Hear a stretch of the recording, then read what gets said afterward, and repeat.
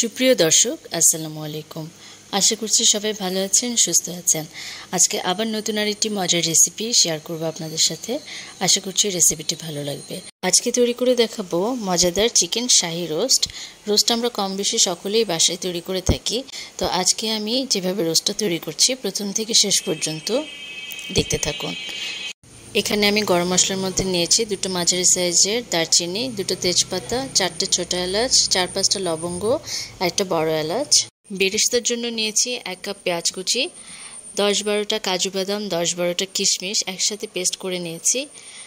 পনির 1 কাপের মতো নিয়েছি পেঁয়াজ বাটা, 1 টেবিল চামচ আদা বাটা, 1 টেবিল চামচ রসুন বাটা এবং 1 টেবিল চামচ জিরা বাটা নিয়েছি। গুঁড়া মশলা নিয়েছি 1 টেবিল চামচ ধনে গুঁড়া, মরিচের গুঁড়া এবং স্বাদ মতো লবণ। ঝাল এবং লবণটা আপনাদের পছন্দ মতো। 1 কাপ টক দই পানি সহ ফেটে নিয়েছি। আর নিয়েছি জয়ফল, জয়ত্রী, পোস্তদানা একসাথে বেটে। জয়ফল 4 ভাগের 1 ভাগ, জয়ত্রী আর সামান্য, আর হাফ চামচের মতো পোস্তদানা নিয়েছি। এখানে আমি পাকিস্তানি মুরগির 4টা লেগ পিস নিয়েছি রোস্ট করার জন্য।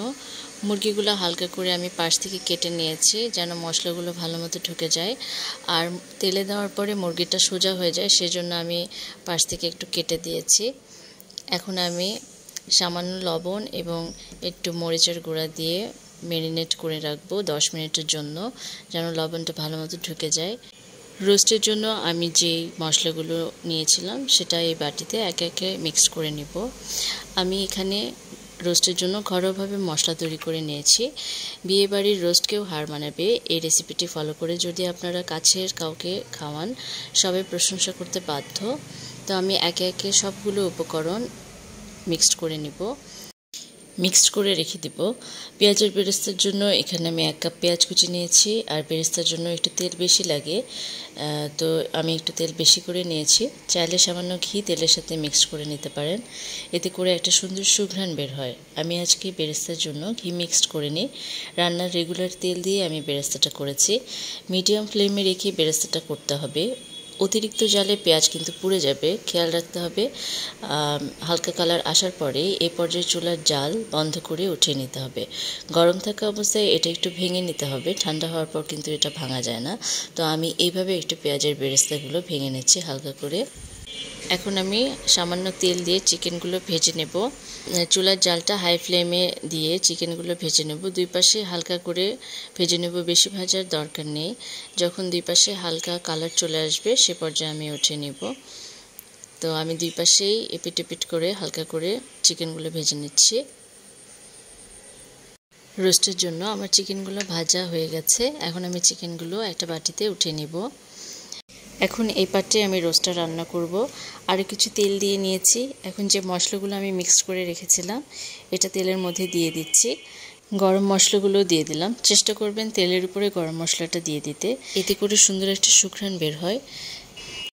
এরপর দিচ্ছি সামান্য পেঁয়াজ বেরেস্তা।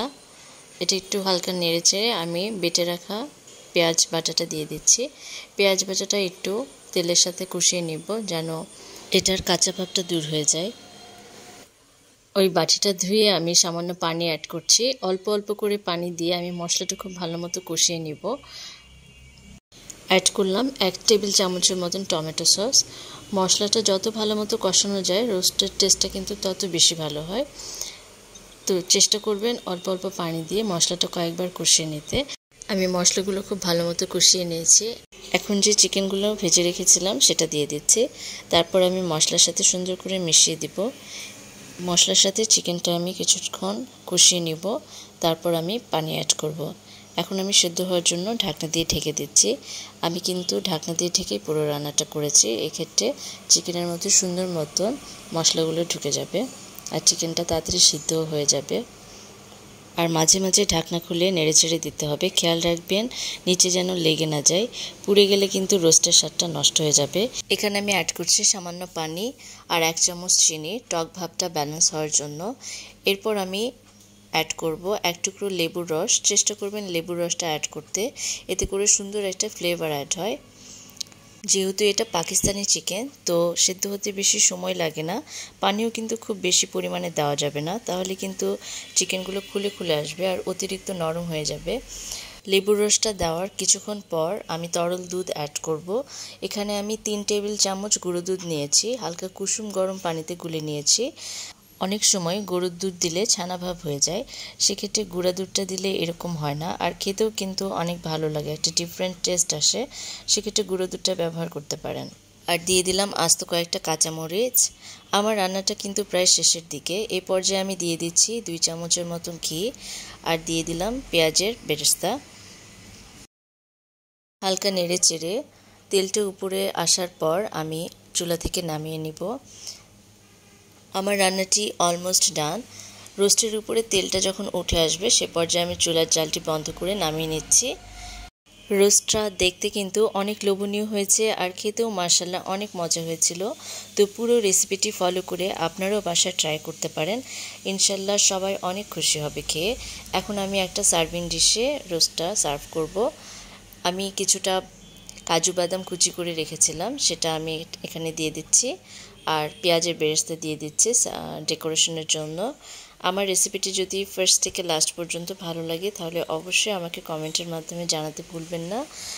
আর যদি ভিডিওটি ভালো লাগে তাহলে একটা লাইক করবেন, আপনাদের লাইক পেয়ে আমি অনেক কাজের উৎসাহ পাই। আর যারা এখনও আমার চ্যানেলটি সাবস্ক্রাইব করেনি তারা সাবস্ক্রাইব করে পাশে থাকবেন। ভিডিওটি প্রথম থেকে শেষ পর্যন্ত দেখার জন্য অনেক অনেক ধন্যবাদ। আজকে এই পর্যন্তই, নতুন আরেকটা কোনো রেসিপি নিয়ে নেক্সটে হাজির হয়ে যাব। সবাই ভালো থাকবেন, সুস্থ থাকবেন, আল্লাহ হাফেজ।